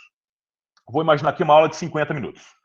O primeiro terço dessa aula, você faz sim de forma presencial, na frente da câmera, provavelmente. O aluno sabe que está presencial, sabe que você está transmitindo essa aula para quem está na sala de aula, mas também quem está remoto. Mas isso durante 15 minutos. Um terço da aula, mais ou menos. O outro terço da aula, você propõe uma atividade. O que é atividade? É para o aluno, lembra? Se o aluno entendeu a tua explicação, a tua instrução, se o aluno entendeu e compreendeu, e ele criou esse de armazenamento, agora você vai desafiar esse aluno a recuperar isso e colocar, se testar. Né? Tanto os alunos que estão presencial, quanto os alunos que estão remotos. Se você tem tecnologia que permite que trabalhem juntos, melhor ainda, tá? E aí o papel do professor, o que é? É circular na sala, eventualmente entrar na sala de videoconferência aqui para poder, né, ou no chat do ambiente virtual, para tirar uma dúvida ou outra. Ele tem esses minutos, que pode ser variável, 15, 20, né, um pouco mais, um pouco menos, para dar essa atenção ali enquanto os alunos trabalham, quando os alunos fazem atividade. Atividade é fundamental para a aprendizagem, porque é aqui que o aluno vai perceber se ele entendeu realmente ou está em ilusão de fluência. Entendeu e compreendeu? É a aplicação, atividade, tá? E o momento final, que pode ser também ao vivo, dependendo se você tem condições aí do teu contexto, ou no ambiente virtual de aprendizagem, né, no Google Sala de Aula, no que está sendo utilizado, essa interação. A interação é o feedback, né? É dar essa... Trazendo para a saúde que nós trabalhamos aqui. Plano de tratamento, ou seja, eu estou planejando, mas não só planejando, eu estou planejando e eu estou fazendo a intervenção, estou dando a aula. Só que eu já imagino qual vai ser o resultado, entende? Eu já imagino qual vai ser esse prognóstico. E eu vou confirmar isso justamente na avaliação. O senso comum, né, a avaliação ainda no remoto é a prova padronizada múltipla escolha no final de cada bimestre. Hoje tem se falado muito dessa prova não ser mais online, porque a gente já sabe o catástrofe que foi em termos de confiança, não que funcionou, mas da confiança desse número, né, nessa nota.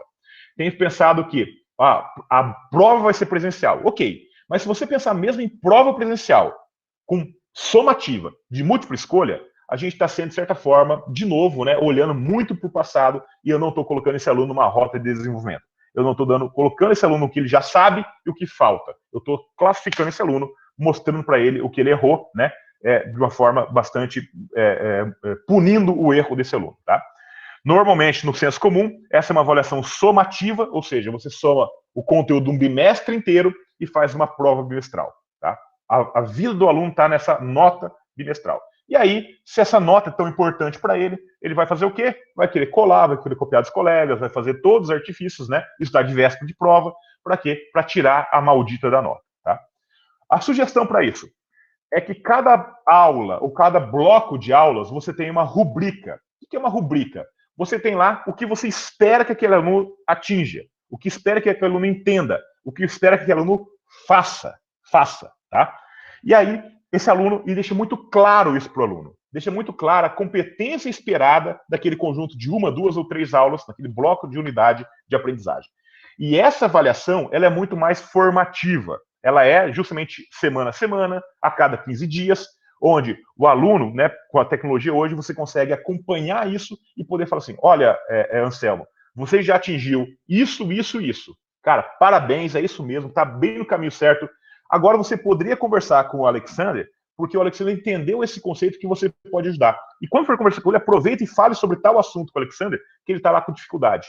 Então, essa troca, tá? Essa troca, o professor dando esse feedback positivo, né, de o que já sabe e o que falta, coloca esse aluno numa rota de aprendizagem, tá? Coloca esse aluno numa rota de autonomia de aprendizagem, porque é a repetição disso. Trazendo para a saúde é o acompanhamento do prognóstico. Se aquilo que eu previ que ia acontecer, se está acontecendo, mas eu não espero fim de bimestre. Eu acompanho isso o mais curto, o espaço mais curto de tempo possível, por exemplo, aula a aula, ou a cada bloco de 2 ou 3 aulas. Tá? Como fazer isso na prática? A ideia, então, veja só, aqui em cima você teria listado, né? Esse SDFG ali, teria listado o que o aluno deveria saber do ano anterior, do ano 2020. O aluno pode demonstrar para você, resolvendo o exercício, ou contando mesmo, escrevendo, o que ele já sabe, o que ele ainda tem dúvida e o que ele não, de fato, ele não aprendeu, tá? Isso é o teu exame, isso é o que você tem, na verdade, para poder fechar o teu diagnóstico, né, do que você precisa nivelar ou não. Aí nós avançamos para um conceito chamado de equidade. Se você olhar a imagem de cima, você vê 3 caixotes, né, e 3 crianças ou 3 pessoas em cima desse caixote. Imagine ali que você tem, o caixote é o tempo do professor, é a atenção do professor.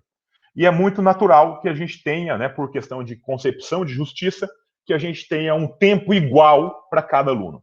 O fato é que se você distribui o teu tempo, a tua atenção, de forma igual para todos os alunos, você vai estar, né, ajudando alguns que não precisariam e você não vai estar ajudando o suficiente. Entenda isso, ó. Não é que não está ajudando. Você não está ajudando o suficiente quem precisa mais. Aí a gente entra num conceito chamado de equidade. Equidade é dar do teu caixote de tempo, a tua atenção, mais tempo e mais atenção para quem precisa mais, tá? E isso tem a ver muito com personalização de educação, ou então com customização ali de grupos, né? Que precisa mais da tua atenção ou não, tá? Então, essa é a ideia da equidade. E a unidade é o que nós falamos. Não importa se está presencial ou se está remoto, tem que ter essa unidade e essa equivalência, né, da experiência de aprendizagem. Com isso, você tem essa questão da atividade, né, e da interatividade, interação, e chegar a isso numa interação, num consenso final, né? É uma unidade de aula que é justamente o que eu tentei mostrar aqui, né? Com esses 3 aspectos aqui. E aí nós temos a avaliação, lá em cima tem essa rubrica, a terceira coluna tem descrito o que eu espero desse aluno, a primeira coluna o aluno não chegou nem perto, então ele tem que fazer de novo, né? Fazer as atividades de novo, não posso avaliar um aluno que não fez, ou que fez de forma muito incompleta. Se ele chegou, algumas coisas que está naquela segunda coluna, então eu consigo mostrar o que falta ainda para chegar ao esperado, mas a rubrica eu permito também que esse aluno avance além do esperado. Por exemplo, você está fazendo uma dedução matemática, ele chega a uma simplificação que você nem explicou ainda. porque esse aluno, ele foi além do que estava esperado para aquele momento, né, letivo, daquele momento de capacidade cognitiva. Isso acontece. Essa avaliação, você tem que mostrar o ponto positivo de tudo que ele já aprendeu e o que falta aprender e por quê, né? Então, o que falta encaixar ali naquela peça. E esse feedback ele é fundamental, porque você vai falar para ele, olhando para a rubrica, o que você esperava, o que você esperava, até onde você atingiu e o que não atingiu ainda. E como atingir isso. Como desenvolver o aluno. É bem diferente de classificar o aluno com uma nota, né? Aprovado, reprovado, acima da média, abaixo da média. Isso você errou, né? Você fala, ainda falta isso, isso é psicologia positiva, tá? Os erros mais comuns, já chegando no final, os erros mais comuns que eu enxergo que pode acontecer durante agora 2021, não fazer diagnóstico. Nós não conseguimos construir, né, um aprendizado sem saber qual é a base de conhecimento que esse aluno vem. Aprendizado ele é construído por associação. Então eu tenho que saber onde ele está, e se eu não estar no ponto adequado, é obrigação, sim, nossa, enquanto professor, enquanto bom professor, nivelar esse aluno antes de avançar. Empurrar conteúdo ao invés de puxar o interesse do aluno e encaixar. Quando a gente faz isso, ele é muito mais efetivo. Quando eu empurro, fica muito mais impessoal, muito mais, né, genérico. Transmitir 100% da aula. Se você está presencial, transmitindo 100% da aula, a experiência é horrível. Ninguém consegue ficar 4 horas, né, de uma noite assistindo a aula, principalmente quando tem algum momento ali que não está com essa atenção direta aqui do professor na aula. E nem bateria aguenta, né? Nem bateria aguenta, e se você colocar a tomada aqui, você perceber que na transmissão, o vídeo consome, em muitos celulares, consome mais energia do que o carregador é capaz de alimentar. Tá? Não dar atenção aos alunos presentes. Ficar muito preocupado com o aluno remoto e não dar presente. Por isso a ideia de dividir a aula em 3. Você transmite essa aula para quem está presente e quem está remoto, faz atividade para circular e dar atenção também para quem está presente e um pouco para quem está remoto, e no fechamento você volta a atenção para todo mundo junto de novo, presente e remoto, tá? Não incluir atividade e interação, porque fica só essa transmissão de informação. Avaliar por teste e prova, só por teste e prova. E também o maior erro de todos é o foco no ensino. Eu ensinei, se o aluno aprendeu, problema dele, tá? Para 2021, né, os professores precisam ter essa consciência pedagógica, esse é o que a gente tenta desenvolver, a gente pode falar mais em outros momentos sobre isso. A fluência didática, que é saber escolher qual metodologia, qual tecnologia, qual ferramenta é mais adequada para o teu propósito didático, né? E essa intencionalidade da aprendizagem. Ou seja, criar uma aula com uma experiência que esse aluno aprenda, de fato, e não simplesmente que eu transmita essa informação que eu ensino, tá? O aluno tem que entender que essa nota pode ser prejudicial à aprendizagem, né?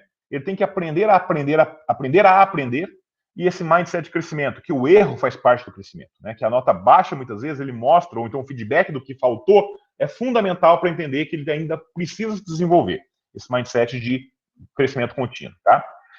E eu vou terminando que em 2021 ainda vivemos um cenário de extrema incerteza, e em cenário de incerteza, todos somos novatos. Todos somos novatos. E com essa mensagem eu quero deixar você muito tranquilo, tá? Para que você possa enxergar aquela equalizador, né? E construir, ou seja, equalizar aquela tua aula ali, voltando aqui, equalizar aquela tua aula para construir uma experiência, usar essa experiência com os alunos e medir. Quando você mede isso, você tem essa percepção, você aprende com isso.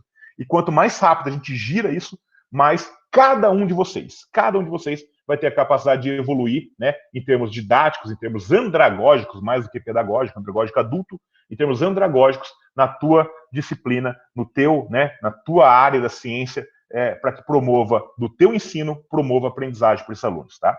Então a ideia é mexer essa régua do presencial e do remoto, não só como padrão, mas como para cada contexto, cada momento, né, do ano, cada momento da tua disciplina.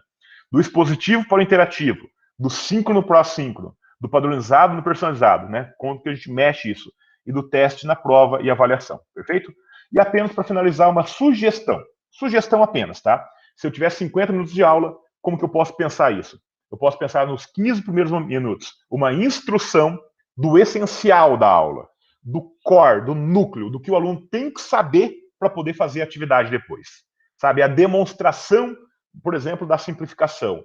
a dedução matemática, sabe? O conceito físico. Então, mas tira tudo que for não essencial. Tudo que for trivial, tira. Foca no essencial. Eu chamo isso de refrão da aula. Assim como a música tem um refrão, qual que é o refrão da sua aula? Isso é o que tem que ser encapsulado e pode ser transmitido presencial e ao vivo ao mesmo tempo, tá? A aula presencial é transmitida de forma síncrona. Aí você vai explicar a atividade que o aluno tem que fazer. Quem está em casa vai ser as suas atividades, pode ser por exemplo Google Forms, tá? A sua para treinar, para ver se entendeu aquilo. E quem está presencial, ou em grupo, ou no papel mesmo, né? Papel e caneta, fazendo isso, fazer. Porque quando o aluno faz, ele tem que pensar. E ele pensa, sente e faz. Então é um processo mais completo, de uma experiência de aprendizagem mais completa, do que ficar apenas passivamente assistindo o professor. Então é o momento da aplicação dos conceitos, tanto para quem está presencial, para quem está remoto. O professor interage com o aluno presencial ou remoto, né? Fazendo essa troca ali, tá? E no final, essa interação, ou consenso, né? Ela também pode ser síncrona ou assíncrona, pode, de fato, se você tem condições, de fato, volta com todo mundo online, síncrono, para poder, né, explicar, um fala dúvida, você pode comentar. Olha só, um erro muito comum que eu percebi foi quando você estava fazendo isso. Por outro lado, eu já percebi que vocês já entenderam esse conceito, de um modo geral, agora como turma, tá? E responde as dúvidas e dá esse feedback para o aluno. Então, isso aqui eu enxergo aqui como uma sugestão apenas, e como sugestão como modelo, como eu já fui bem enfático, modelo não tem certo e errado, modelo pode ter o modelo ser mais útil ou menos útil, dependendo de cada um que avalia aí do outro lado. Eu espero que com isso tenha feito, na verdade, um panorama, né, dessa questão do ensino remoto, quais foram justamente esses nossos aprendizados, e eu vou parar esse compartilhamento, porque eu acredito que a gente tem um momentinho aqui agora para justamente, né, ter esse bate-papo. Eu espero que tanto o Anselmo, o Alexander, na verdade, ali todos, o Ayrton, ou quem quiser, possa, de certa forma, fazer uma curadoria das perguntas, das dúvidas, para que a gente possa ter essa conversa nesses próximos minutos. Justamente. Obrigado, professor Paulo, excelente apresentação. Gente, é o seguinte, a gente tem um momento agora, né, aí de 15 minutinhos, para a gente estar fazendo, então, os questionamentos ao professor Paulo, dúvidas, alguma contribuição, sugestão. Vocês podem fazer tanto utilizando o microfone, tá? Seguindo aí uma inscrição, uma ordem, tá? Ou então colocar aqui no chat para a gente repassar então para o professor Paulo, tá? Fiquem à vontade. Quem tiver que fazer alguma pergunta, fique à vontade. Então, seguindo aí uma ordem, lembrando que o nosso tempo é um pouco curto, tá certo? Tentar ser o máximo possível aí direto nas perguntas, tá bem? Alguém? Bom dia. Bom dia, Luiz. Professor Luiz. Professor Paulo Tomassinho. Realmente é uma palestra muito interessante, né? Para nós que estamos iniciando, não, essa nova etapa. Então, eu gostaria de uma pergunta. Você falou sobre aula presencial, né? Que se dá mais atenção à parte remota e algumas vezes não à aula presencial. Aí o que eu quero entender, como é isso? Aula presencial se refere ao professor na frente dos alunos ou como é isso? Perfeito, professor. Eu estou dando... O exemplo que eu dei foi o que acontece realmente em redes de ensino, tá? Que voltaram, segunda-feira, dia 8, voltaram de forma presencial. No Paraná é possível voltar de forma presencial, tá? E aí o que aconteceu? Quando a gente foi conversar com os alunos, então, presencial, eu digo, sala de aula, dentro da universidade, quadro, tá? E alunos na sala. Poucos alunos. Estava com turmas de 12 a 15, tá? Mas qual que foi a grande queixa desses alunos? A grande queixa desses alunos foi que o professor sentou na sua mesa dentro da sala de aula, abriu o seu computador, seu notebook, colocou a apresentação e fez uma aula, talvez, essa palestra online, né?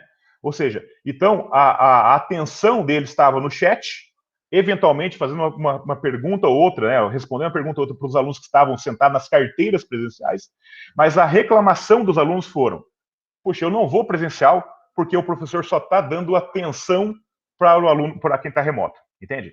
porque ficou muito mais essa preocupação do ensinar, né, do transmitir informação, e uma aula, entenda isso tem que fazer uma diferença muito grande. Talvez você possa perguntar, poxa, mas isso aqui foi uma aula, uma apresentação de transmissão de informação. É uma palestra, isso que eu fiz, né? Se eu tenho uma turma, isso não seria o meu normal. Pode acontecer? Pode, mas o meu normal eu preciso ter transmissão de informação e atividade. Então, só para responder, professores, o presencial que eu estou me referindo, sim, né, fato de segunda e de ontem, professores em sala de aula, transmitindo a sua aula aqui, como se transmitisse a aula remota da sua casa, só que agora dentro da sala de aula, com a companhia dos alunos. A questão que foi levantada pelos alunos, conversando com os alunos, foi: puxa, eu não tive essa experiência de aula presencial. Eu assisti uma aula remota, estando na sala de aula junto com o professor, fisicamente junto com o professor. Então, esse é um cuidado que nós temos que ter. Mais alguém, gente? Vamos aproveitar, então, a oportunidade, né? Ficou claro, professor Luiz? Por favor, fique à vontade. Pronto. Ficou claro. Agora, uma segunda pergunta. Claro. Né? Você diferenciou entre prova e avaliação. Perfeito. Certo? Então, poderia explicar-me mais detalhado isso? Sim. Quando nós falamos de avaliação, né, em termos educacionais, em termos teóricos educacionais, nós temos basicamente, tem mais, mas basicamente nós temos 3 tipos de avaliações. Uma avaliação é chamada de avaliação diagnóstica, né? Essa avaliação diagnóstica, ela serve para quê? Ela serve para poder fazer justamente esse diagnóstico, ou seja, o que foi já compreendido ou não, para eu entender e classificar esse aluno em grupos, em clusters, para que a gente possa avançar. Só para dar um parênteses aqui, essa avaliação diagnóstica, ela pode ser também feita uma avaliação comparativa, onde basicamente é uma metodologia de pesquisa chamado de pré-teste e pós-teste. Então você entra com um teste mesmo, questionário, né? Muitas vezes, antes do aluno ter a aula, ou ter o contato com o que ele tem, com o objeto de aprendizagem, que ele tem que aprender. Então, antes, ele tem esse pré-teste, que é um diagnóstico, por si só. Aí o aluno tem o ano letivo, por exemplo, então tem a experiência didática, a experiência de aprendizagem, e no final é feita uma avaliação muito semelhante, não igual. Dependendo do ano, até igual, tá? Se for um ano de distância, até igual. E aí você consegue enxergar qual foi o ganho de aprendizagem desses alunos. Entendeu a diferença? Diagnóstico, pré-teste e pós-teste. Isso é um tipo de avaliação. O tipo, quando a gente fala avaliação no meio educacional, quase que é um sinônimo de uma avaliação chamada avaliação somativa. O que é uma avaliação somativa? A avaliação somativa é o que nós conhecemos como prova bimestral. Ela é, de certa forma, um teste. As avaliações somativas, ela tem em educação, que ela é deturpada isso, mas ela tem em educação um princípio muito claro, de classificação. Então, quando eu vou fazer um vestibular, eu estou fazendo uma prova somativa de todo o conteúdo da educação básica e todo o conteúdo do fundamento do ensino médio. Eu somo todo esse conteúdo e faço uma prova que, de certa forma, tem uma capacidade, né, de classificar e ranquear o conhecimento dos alunos naquele conteúdo passado, tá? O que nós usamos, de certa forma, essa avaliação somativa, que eu somo uma grande quantidade de informação e avalio, que eu gosto de testagem, né? E faz uma testagem aqui, normalmente isso aqui me dá um indicador chamado nota. E é bem claro isso. Essa nota é o que nós usamos ali como fator de corte para fazer a aprovação ou a reprovação dos alunos. Então, que fique muito claro, quando você tem lá 8 semanas, um bimestre, 8 semanas de aula, assuntos para 8 aulas, o professor ele escolhe alguns assuntos desses, talvez os mais importantes, para poder colocar dentro dessa avaliação, desse teste, né, dessa prova. Entenda isso que você está tentando classificar, ou tentando, de certa forma, é uma classificação, né, do aprendizado, transformar isso num indicador chamado nota, que tenta mostrar o aprendizado desse aluno nisso. Qual que é o problema disso? O indicador nota é um indicador muito ruim. Deixa eu explicar por quê. Para aprendizagem. Por quê? Porque se você tem, e talvez você tenha, professor, e talvez muitos aqui tenham esse aluno, como todo mundo tem, eu também já tive. Aquele aluno que estuda de véspera de prova. Ele estuda de véspera de prova, coloca uma grande quantidade de informação o bimestre inteiro, da tua disciplina, em memória de curto prazo. Ele chega para a prova, ele não quer nem conversar com os colegas ou nem conversar com o professor antes de fazer a prova. Fazer a prova é fazer um download daquela informação que está em memória de curto prazo para responder aquilo o mais rápido possível. Essa estratégia, muitas vezes, dá certo. Esse aluno tira nota 7, tira nota 8, 9, eventualmente tem a nota 10. Mas se você, professor, como eu já fiz, for conversar com esses alunos um tempo depois dessa avaliação, você vai perceber que esse aluno não sabe 8, 9 ou 10. Essa nota foi uma nota mentirosa. Só que é uma nota que é um indicador de aprendizagem passado, que ela não, de certa forma, não serve, né, para poder mostrar. Mas é o que todo mundo usa. Então, falamos de três tipos de avaliação por enquanto. Diagnóstico, nós temos a avaliação somativa, que é o padrão, é a norma, tá? Porque é mais fácil. É mais fácil corrigir, é mais fácil corrigir um gabarito, né? E nós temos agora um tipo de avaliação que se chama avaliação formativa. A avaliação formativa, ela está mais preocupada em corrigir o aluno, a rota de aprendizagem do aluno, mas em intervalos mais curtos, que é uma mentoria, que é de certa forma, ali, o feedback, tá? Onde como que é um feedback? Essa avaliação formativa, ela pode ser questionário? Pode, tá? Só que ela é um questionário com 4 ou 5 questões daquela unidade de aprendizagem, daquela aula. E você não soma várias unidades de aprendizagem para fazer um questionário depois, com 10, 15 ou 20 questões. Ela é muito mais focada. Mas o ideal, a melhor forma de fazer isso, é essa avaliação formativa, ela pode ser peer-to-peer, ou seja, entre os alunos. Ela pode ser, tipos de avaliação formativa, ela pode ser autoavaliação. Autoavaliação, o aluno declara o que ele já entendeu, o que ele ainda precisa entender.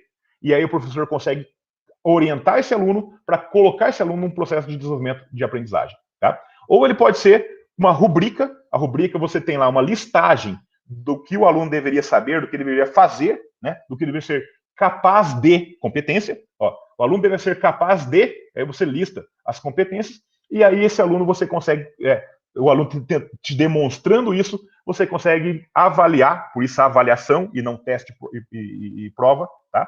Ele não precisa provar para você, ele demonstra para você, e esse processo de avaliação ele é muito mais descritivo. Eu quero mais saber um diagnóstico, saber onde ele está e o que falta ele avançar. Então, são basicamente esses 3 tipos de avaliação, professor Luiz. Diagnóstico, somativa, infelizmente, quando a gente fala educação, isso vira sinônimo de avaliação, né? Prova e teste, não deveria ser. E avaliação formativa, que deveria ser a norma, mas dá muito mais trabalho, então ela não é a norma. Obrigado, professor Paulo. Eu vou fazer aqui um bloco, o último bloco. Apareceram 3 perguntas no chat, tá? Eu vou fazer ela em bloco e você nos dá aí a sua opinião e a sua resposta, tá bom, professor? Claro. Então, a professora Nayara Tatiana perguntou o seguinte, primeira pergunta. O que você pensa sobre a aprendizagem invertida? Acredita que a realidade do ensino híbrido deverá considerar isto na prática? O professor Pedro Chaves pergunta o seguinte. Com o ensino presencial e remoto, com alunos alternando os dias e as metodologias, que tipo de trabalho poderia ser pensado? E a professora Ludmila Emiak pergunta o seguinte. Este ensino híbrido não seria, de fato, uma intensificação do trabalho docente? Então, essas são as 3 perguntas, tá, pessoal? Por questão do tempo, a gente vai encerrar com as respostas do professor Paulo. Lembrando que nós temos aí na sequência, a partir de 10h15, a mesa redonda, tá? Onde vai se falar do perfil dos egressos, dos egressos dos cursos de licenciatura em matemática e física, tá bem? Fazendo novamente lembrando também, pessoal, que vocês precisam acessar essas salas através desse link que o professor Vladimir está mandando aí, ou seja, do nossa plataforma virtual do evento, através do streaming de transmissão de vídeo, porque aí a gente tem, então, o check-in, tá, pessoal? Já está tudo funcionando, já foi tudo regularizado. Peço novamente desculpa aí pelo atraso e está dando tudo certo. Vamos para frente. Muito obrigado, professor Paulo. Fique à vontade. Beleza, vamos tentar se eu consigo cumprir aqui as 3. Então, a aprendizagem invertida, né? Popularizado lá como sala de aula invertida, né? O Flip the Classroom. A ideia básica, só para nivelar tudo, a ideia básica é a aula tradicional, o professor usa os 50 minutos de aula para transmitir a informação e ele coloca lá um trabalho de casa, uma tarefa de casa, uma atividade para o aluno fazer em casa. Obviamente, a gente sabe que isso é cultural do Brasil, esse momento de estudo fora da instituição, fora da escola e fora da instituição, ela praticamente não acontece, né? Que é onde deveria acontecer a aprendizagem. Porque na aula o aluno entende e compreende. Quando ele se testa na tarefa de casa, ele deveria fazer o quê? Justamente criar, se testar, né? Para ver que aquilo, se ele entendeu e compreendeu, quais são as falhas e poder mostrar a sua capacidade, competência, a sua capacidade, né, de resolver aquele problema, ou então solucionar aquela tarefa, tá? Isso é o ensino, vamos dizer, tradicional, só para a gente poder contextualizar aqui o ensino, a sala de aula invertida. Na sala de aula invertida, a ideia, né, popularizada por Aaron Ross, assim, basicamente, J. Bergman, basicamente a ideia é aquilo que eu faço de transmissão da informação, eu disponibilizo essa informação em vídeo, texto, áudio, para o aluno consumir isso antes da aula, e durante a aula, em grupos, eu faço o quê? Justamente a tarefa de casa, a aplicação que eu tenho dito aqui. Aqui eu tenho dito instrução, aplicação, né? Ensino e aplicação da aprendizagem. Então, veja só, no ensino híbrido essa é a ideia. E aí a pergunta vem, se eu acredito nisso. Acredito em partes. Deixa eu ser, de novo, sou cético. Nem otimista, nem pessimista. As experiências que eu, Paulo, tive, eu, enquanto docente, com ensino híbrido, com sala de aula invertida, a minoria dos nossos alunos consome material fora da sala de aula. E aí você tem um grande problema na mão, que é o aluno que não leu, que não assistiu o vídeo, que não se preparou, e ele vem para a sala de aula e forma grupos que ele está, de certa forma, bastante perdido nesse grupo. Tá? Como quebrar isso? Talvez é possível quebrar isso com a forma... Olha só, professora, se você prestou atenção naquela última sugestão, 15 minutos de aula, atividade e interação, você consegue ter um ensino híbrido acontecendo, uma educação invertida, aprendizagem invertida, acontecendo dentro do controle de tempo do professor. Só que para isso, você vai ter que priorizar. Priorizar, ou seja, não dá para explicar tudo. Porque você explica o essencial do conteúdo e trabalha na atividade e na interação dos alunos com as questões abrangendo o resto do conteúdo. Tá? Mas o essencial ele é explicado dentro da sala de aula, 15 minutos de atividade. Por que essa atividade é tão importante? Não importa se a aula inteira, como na aprendizagem invertida, na sala de aula invertida, ou no modelo que eu estou tentando, como modelo, tentando mostrar para vocês. Porque é na atividade, no recuperar informação e no aplicar, que o aluno vai ter dúvida. E se ele tem dúvida, ele tem a oportunidade, naquele momento, de não estar sozinho em casa. Ele tem a oportunidade de estar ou na plataforma, ou conversando com os colegas. Então, o primeiro nível de interação são colegas. E isso é provado, que quando um colega explica para o outro, a capacidade de entendimento é maior do que o professor explicando. Por quê? Porque quando aquele colega acabou de entender um conceito, ele é mais competente que o próprio professor para explicar naquele momento esse conceito para um outro colega. Porque ele acabou de entender esse processo. O professor já automatizou muitas vezes isso. É muito básico, muitas vezes, para o professor, e o professor explica e fala, como que ele não entendeu ainda? Então, quando um colega entende isso, tá? Então, a pergunta é, se eu acredito no método? Acredito. Acredito, vai depender se vai funcionar melhor ou pior no contexto, né, da tua turma, porque tem turmas que funcionam muito bem a sala de aula invertida, porque os alunos, de certa forma, estudam antes. Então, o teu momento de aula ele é muito mais proveitoso. Tem contexto que ele não tem, o aluno trabalha muito, o estudante é trabalhador, ele não tem tempo de fazer isso. Então, a aula, tudo tem inclusive na sala de aula, mas é possível olhar a dinâmica, entendeu isso? A dinâmica da sala de aula invertida e acontecer tudo isso dentro do período, né? Se você tem 50 minutos, se tem 1h40, dentro do teu período que você controla isso, tá? É fundamental. O mais importante disso não é o nome nem nada, é o aluno trabalhar em conjunto. É ter a explicação e ter a atividade. E a atividade em teamwork, ou seja, trabalho em grupo, tá? Isso é o mais importante. Aí o Pedro falou a questão do presencial e do remoto. Como construir isso? Então, você, de novo, né, aquele último slide. Para você se você entendeu, Pedro, o que eu tentei explicar, foi que esse momento de mundo, que eu não tenho certeza quem está presencial, e eu não tenho certeza quem está remoto, E se quem está presencial vai continuar vindo presencial, ou vai estar remoto porque vai ver uma notícia, vai morrer alguém da família, ou quem está remoto fala, tenho segurança para ir presencial agora, você não tem certeza de quem está presencial e quem está remoto. Então é necessário que a experiência didática tenha uma unidade e uma equivalência. Sabe? E para ter essa unidade e equivalência, talvez, não seja se a melhor, mas uma forma que eu estou enxergando de fazer isso, são esses 3 tempos. Um tempo que você está em sala de aula, cercado dos seus alunos presencial, e você transmite essa aula para quem está presencial, mas também para quem está remoto.